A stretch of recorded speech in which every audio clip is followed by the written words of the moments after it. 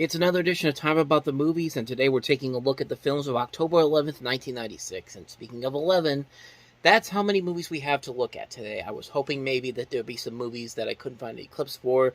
I could just easily avoid them, but nope. 11 movies to look at, so let's not waste any time whatsoever. We have a lot of movies to get to, so let's just go ahead and jump on into it. We'll start off with the biggest new release of the weekend, The Ghost in the Darkness, starring Michael Douglas and Val Kilmer.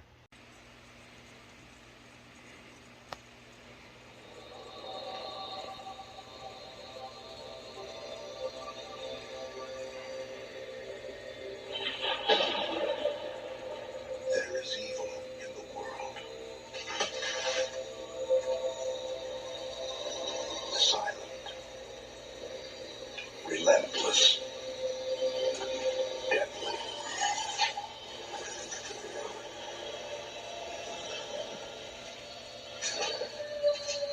A force of nature that never hunts alone.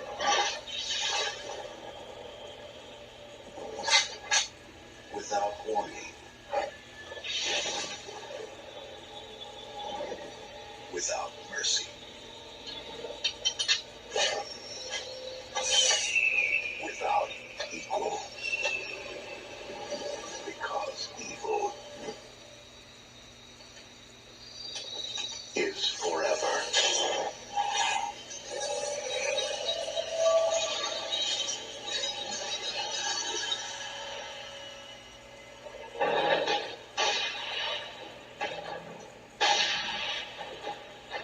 Only the most incredible parts of the story are true. So this comes to us from Stephen Hopkins, the director of Nightmare on Elm Street 3, I believe. Nightmare on Elm Street. It was either 3 or 4. Let me double check here. I was not even close. It was Nightmare on Elm Street 5. He also did Predator 2, which is a pretty good sequel. Judgment Night, kind of a very underrated film, and then Blown Away, which is not a very good movie. And this movie here is, I'll give it this. It wasn't as bad as The Island of Dr. Moreau, but it certainly wasn't a great film either. It was actually written by William Goldwyn, who actually has another movie we'll be talking about in just a little bit here. You got a basic story here about the Tsavo man-eaters, which are a pair of male lions that terrorized workers in and around Tsavo, Kenya, during the building of the Uganda-Mombasa Railway in East Africa in 1898. And you got Michael Douglas and Val Kilmer playing this colonel, and also this who's the other? Who did Val Kilmer play? I can't remember. It's been a long time since I've seen this movie, and from what I remember from it, I did enjoy it. I didn't think it was anything that spectacular, but I got some value out of it. I thought some of the action sequences were nicely done. I thought the performances were okay for the most part. The set pieces are very nicely done. But other than that, though, it's a movie I've largely forgotten about. It's been like maybe 10 years since I've seen this movie. I haven't seen it since then. But from what I remember from it, I did kind of enjoy it, but at the same time, it's not something I'd ever want to go back to. It was kind of one of those one-watch type of things. But from what I remember from it, I don't think it was the worst ever, but it certainly wasn't one I really wanted to check out again anytime soon. So, take that for what you will. It's a film that I've largely forgotten about, but from what I did remember, kind of liked it, but have nothing really else to really go for it. Basically, what I'm trying to say is that good for a one-time watch, but you'll probably never want to watch it again. So, let's go to a much better movie, probably the best new release of the weekend that we have here, and that is Gina Davis and Samuel L. Jackson in Rennie Harlin's The Long Kiss Goodnight. Hello, girls. Caitlin, come help me in the kitchen. Hurry up, because I forget where it is. That's her mom. She's got amnesia. What if you couldn't remember your real name, your first kiss, or your last goodbye? I don't remember. Honey, you have an ETA on that carrot? Slow it. And then suddenly, I used to do this. I'm a chef. Yahoo! without warning, Give me something else. Celery! Italian! Oh! all your memories Name's Charlie. I'm coming back. came flooding back to you. Been, Charlie. Long time. One bullet at a time. I got movement on Samantha Kane. You're kidding. I may have a lead on someone. May still have some of her stuff. This man, he's gonna help me find some things out, so we'll be safe. Your full name is Charlene Elizabeth Baltimore. This could be trouble. My name is Samantha Kane. No, forget all that. I'm in the PTA. Then quit! You're an assassin working for the United States government. We have 24 hours to find her and the killer. Run for your life!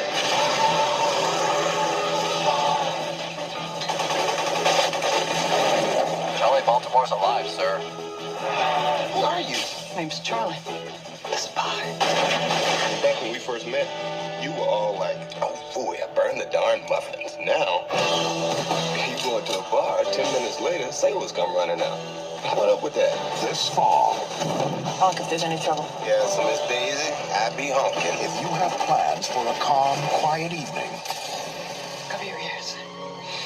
Hey, should we get a dog? it's time to kiss them all. Good night.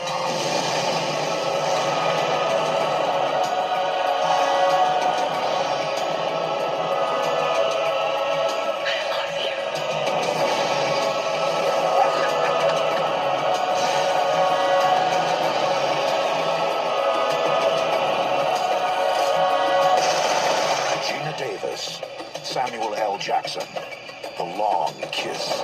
Good night. Directed by Rennie Harlan. Certainly a much better movie for both Rennie Harlan and Gina Davis after Cutthroat Island was a huge disappointment. And this is just a great, great movie. It's a great action thriller. It's a great comedic action thriller. You got Gina Davis and Samuel L. Jackson in this. You see Brian Cox in there as well, Craig Bierko, David Morse. And it's written and produced by Shane Black. I mean, Shane Black, Shane Black is a damn good writer, and it shows here. Like, he combines both the more comedic and dramatic moments as well as the action moments in here. He puts them all together very well in most of the stuff that he writes for, and it delivers really damn good stuff here. There's a lot of great moments in here. It's a really damn good movie. I wish I could say anything new that hasn't been said already about it, but honestly, everybody's pretty much already said that this is a pretty damn good movie. The pieces are definitely there. Shane Black, Rennie Harlan, Gina Davis, Samuel L. Jackson, just that meshing together just amounted to a really damn good movie that was both very funny, very well written, very action-packed, very dramatic. It just it's just working on so many levels, and I wish I had some more to tell you, but honestly, there isn't any more I could probably add to this that hasn't already been said already. If you haven't seen this movie, I highly recommend checking it out. The Long Kiss Goodnight, definitely a really damn good movie that deserves a lot more attention. But you probably already know that, since most of you have probably seen it already. But anyway, let's go ahead and take a look at the next film, and that is Gene Hackman and Chris O'Donnell in John Grisham's The Chamber. 30 years ago, a crime was committed. Sam Cahill's my grandfather. But the truth I've always found it difficult to believe he acted alone. is still at large. Maybe someone else planted the bomb. You have no idea what you're doing. Chris O'Donnell, Only person on this earth that gives a damn whether you live or die. What do you think you're doing, dude? Gene Hackman. Touch my kid. I'll kill you! Always look behind you. The Chamber starts Friday, October 11th at theaters everywhere. Universal trying to capitalize on two other John Grisham movies that have been John Grisham books that have been turned into successful movies: The Firm and The Client, and also Time to Kill. 3 movies, actually. You got Chris O'Donnell from Batman Forever, Gene Hackman. We had looked at a couple movies of his from a couple weeks ago in Extreme Measures, which was not a very good movie. And this is also written by William Goldwyn and ghostwritten by Phil Alden Robinson, who actually wrote it under the pseudonym Chris Reese. And usually when you do that, it usually means the movie probably isn't all that great. And I think this was around the time that they were getting on people for using Alan Smithy's name for a project that they didn't believe in. And when you watch the film, you could definitely see why. This is a major, major miscalculation, not only for Ron Howard and Brian Grazer, who are the producers, but for James Foley. I mean, James Foley did Glengarry Glen Ross, and in this year he also did the far superior film Fear. I mean, William Goldwyn's a great writer. John Grisham, usually when you turn his stuff into movies, it usually turns into good stuff. But here, this is just something that we've seen done over and over again. It's not creative. It's not very well written. It's a shame, too, because you're wasting so much talent in here. Not only Chris O'Donnell, Gene Hackman, Faye Dunaway's in this movie, Leela Roshan, Raymond J. Barry, Robert Prowski, just a phenomenal cast in here. and they're just kind of wasted here. It just felt like that Universal was just trying to copy the successes that both Paramount and WB had when they adapted their Grisham's other stories, The Firm, The Klein, and Time to Kill. But those were done a whole lot better because they had better writers on there, they had better talent on there, cast-wise, directing-wise. Here, the script here just really wasn't all that strong. I feel like they just took one of John Grisham's stories and just said, we need to make our own hit based off of one of his works. And sadly, they picked a story that's been done to death so many times. They don't really bring anything new to the table here, and it just kind of falls apart pretty quickly. Not much more you can say about that one. The Chamber is one that's largely been forgotten. So, on to the next film. Liam Neeson as Michael Collins. The price of freedom is the blackening of my name. I will gladly pay it. The New York Times says Michael Collins is passionate, sweeping, and entertaining. CBS TV says Liam Neeson is sure to win an Oscar nomination. Once I start, there'll be no stopping me. It's a powerful, strong, and provocative epic, raves the Los Angeles Times, with romance, passion, and excitement. And Siskel and Ebert give it 2 thumbs up. Michael Collins, rated R. Now playing select cities. Opens October 25th everywhere. Yeah, spoiler alert, Liam Neeson did not get an Academy Award nomination for Best Actor here. And, it's a shame because he really is one of the stronger parts of the movie. In fact, the movie itself isn't terrible, but it does fall back into the category of the Oscar baitish movies. The movies that are trying to push themselves for awards bait. I mean, they've got a really good cast here. Not just Liam Neeson, Aidan Quinn, Stephen Ray, Alan Rickman, and Julia Roberts in this movie. I mean, stacked cast right there. Neil Jordan coming off The Crying Game. I think this was actually this is actually the film that he did after Interview with a Vampire, if I'm not mistaken. Let me just double check here. Yeah, Interview with a Vampire, and then before that it was The Crying Game. But as far as the movie itself goes, I feel like that's one of the I feel like the best thing about the movie was the performances, and the story itself felt kind of generic. Apparently, there was a lot of historical inaccuracies to the story too. And, I don't know, it just felt like a movie that just felt like an Oscar bait film. The effort wasn't really there to put a good script together. They just said, hey, let's get something so we can get some awards talk for this. And sadly, it didn't work out for them. The movie itself isn't bad per se. The performances, I think, carry it through. But the story itself is nothing all that special. It's nothing all that engaging. And it just feels like it's just passable at best here. It's not a bad movie, but it's not a great film overall either. So, that's Michael Collins. On to the next film, another star-studded film here, The Grass Harp. So little, once it is changed, changes back. A memory fades with each passing year. I live with the sound of a harp of voices inside my head, telling a story. If you can love one thing, you can love a lot. They are forever talking. Only thing I know is love is a chain of love. Same as nature's a chain of life. I'm feeling old. I'm like a sister. And the voice is Dolly's. Do you hear? The harp of voices telling a story. It's the Grass Harp. I mean, a pretty stacked cast right there, and this is based off of one of Truman Capote's stories. This is set in a 1940s Alabama town. You follow this guy who is sent to live with his father's mated cousins, the sweet Dolly and the overbearing Verena, following the death of his mother, and he as soon discovers that the Talbot household is anything but normal, and after losing his father, I should say, he grows close to this girl and this maid, and becomes acquainted with the eccentric town people, from the gossip-loving barber to a traveling evangelist with 15 illegitimate offsprings. And to escape the oppression of Verena, they run away to an old treehouse in the woods, and the rebellion sparks a series of events that change their lives and the entire town as well. I mean, that cast right there: Piper Laurie, Sissy Spacek, Edward Furlong, Nell Carter, Walter Matthau, and Jack Lemmon. It's interesting to see them in this movie. Roddy McDowell, Mary Steenburgen, Sean Patrick Flannery, Joe Don Baker, Mia Kirshner, Charles Durning, Doris Roberts. There's a great cast involved here. I don't really know if the movie's any good or not because I haven't seen the film, but that cast alone makes it kind of interesting to see, but I don't know. I don't know if it's any good or not. I think the reviews for it were pretty good for it, but it's largely been forgotten because it wasn't a big hit. I don't know. I mean, it could go either way. I've never seen it before, and that's really all I can say about it, is that it came out this weekend, and it's got a good enough cast that makes me kind of want to see it. But, so that's The Grass Harp. On to the next movie, and that is Trees Lounge.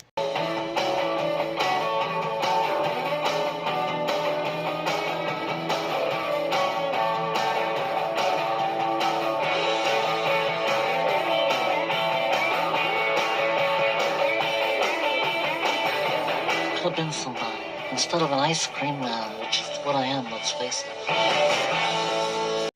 Another movie I haven't seen before, but it's got a pretty good cast to it. You got Steve Buscemi starring in, writing, and directing as well. Anthony LaPaglia, Chloe Sevigny, Samuel Jackson, Debbie Mazar, Mimi Rogers, Carol Kane, Seymour Cassell. I mean, there's a really good cast here.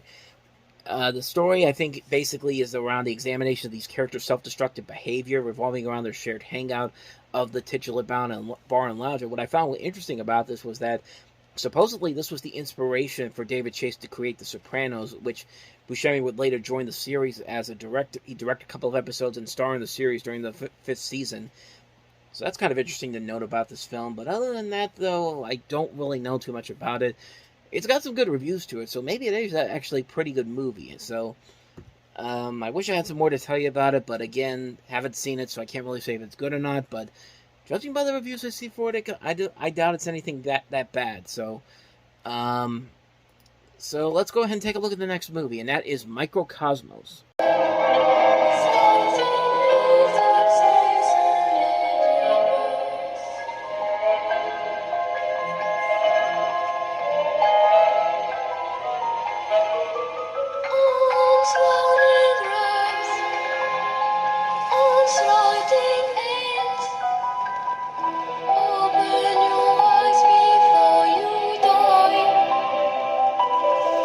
I used to see the video cover for this all over the place, at this mantis on the front there, and they actually show it in the light, but I had no idea what this movie was. Apparently, it's unlike a number of other nature documentaries. This doesn't have like a narrative for most of the runtime, only has a couple of brief passages of narration, and it basically kind of has the story of dealing with insects and other small invertebrates, and features just music, and it sounds like an intriguing concept, honestly.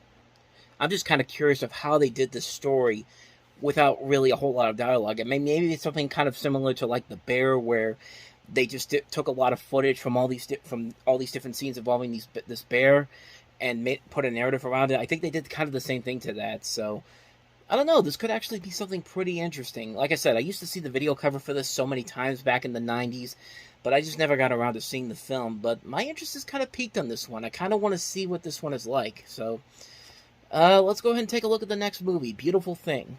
Nice. Beautiful Thing.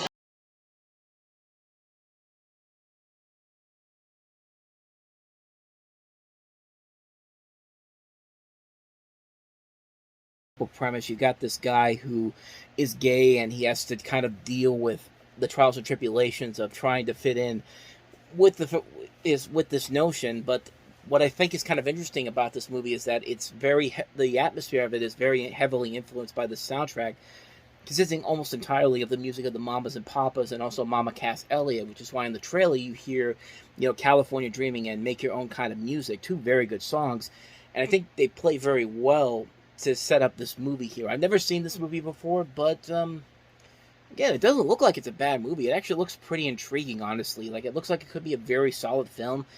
I don't really know too much about it. I've never seen it, so I don't really know if it's any good or not, but this trailer definitely had my interest for it. Another quick review on that one, because I haven't seen it, but the next movie I've definitely seen, it's Al Pacino in the documentary Looking for Richard. For Richard. Who's going to say action around here? I don't want to. Now is the winter of our discontent. Now is the winter of our discontent. Is the winter of our discontent. And for my name of George begins with G, it follows in the thought that I am his. First name is really George. Whose first name? Clarence's. Fox Searchlight Pictures presents Shakespeare. What do you know about Shakespeare? They're not going to get Richard III. I can't even get Richard III. They're doing this kind of Shakespearean acting. We're getting $40 a day and all the donuts we can eat on this project. Just tuned right out. We just kind of made out in the back room. Al Pacino's Looking for Richard. And the reason why I've seen this movie is because about almost 10 years ago, honestly, when I went to Half Price Books for one of their Black Friday sales, they had a box set called Pacino, An Actor's Vision, and this was one of the movies on that set, probably the most notable movie on that set. And it's a very interesting looking documentary that I got a chance to see, and it basically is a hybrid film. You have both a film performance of selected scenes of William Shakespeare's Richard III, which Al Pacino was in, and a documentary element which explores the broader element of Shakespeare's continued role and relevance in pop culture. And you got all these different celebrity cameos in here: Vanessa Redgrave, Kenneth Branagh, John Gielgud, Derek Jacobi, James Earl Jones, Kevin Kline, Alec Baldwin's in there, so is Aidan Quinn, Winona Ryder, Kevin Spacey. Like, there's a lot of people in this movie. It's a very interesting look in adapting the William Shakespeare's work for modern times, which coincidentally Fox would actually have is the big adaptation of William Shakespeare's Romeo and Juliet come out the very same month, which we'll eventually get to in a couple of weeks. But this is a pretty interesting documentary. That said, I was talking about Pacino and Actor's Vision. It actually is a really good set. There's 3 other movies in there. I can't remember the names of them at this moment, but I highly recommend looking for that set. I found it at the half price books are about maybe $25, which you could probably get it cheaper nowadays. But if you can find it, definitely get it, and definitely watch this movie. You will not be disappointed by it at all. It's a really good documentary. So go ahead and check that out. So let's go ahead and take a look at the next movie, Love Is All There Is. Classic story. Starring Lainey Kazan of The Associate and Beaches, Joseph Bologna of The Woman in Red and Blame It on Rio, Renee Taylor of Delirious and TV's The Nanny, William Hickey of Sea of Love and Princess Honor, and Paul Sorvino of William Shakespeare's Romeo and Juliet, The Firm, and Goodfellas. A wickedly romantic comedy that simply delights. Wacky and offbeat. An extremely funny film. Comedy at its very best. They love each other. Is that such a bad thing?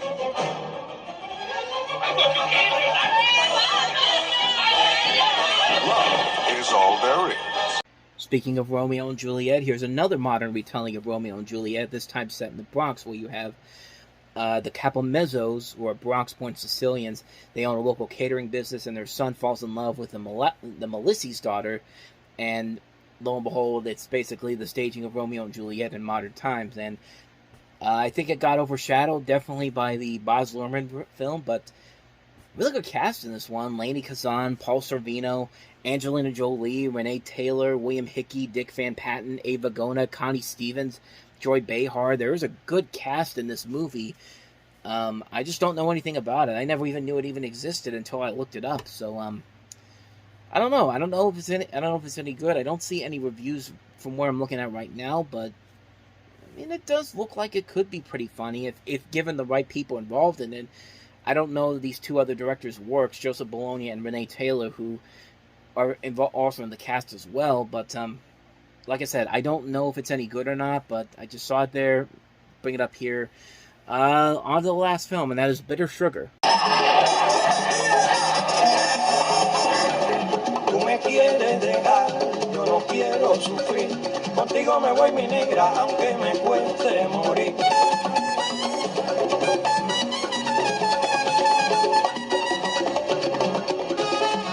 Deberíamos habernos conocido en otro tiempo, en otro lugar. In the twilight of the revolution, their love becomes a memory. Bitter Sugar. Directed by the same guy that did Sugar Hill with Wesley Snipes a couple years prior. Shot in black and white, filmed in Santa de Monaco, starring a cast of Cuban-American immigrants. Through it uses also archival footage from Cuba.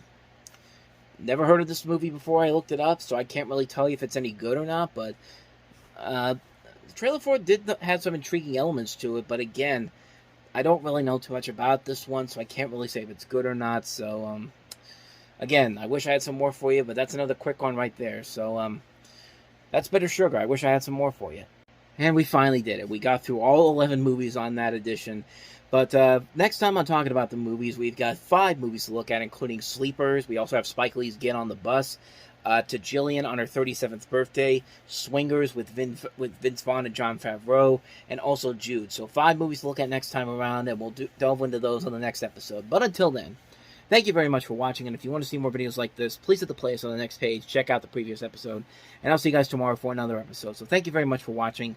I'll see you next time, and until then, as always, take care.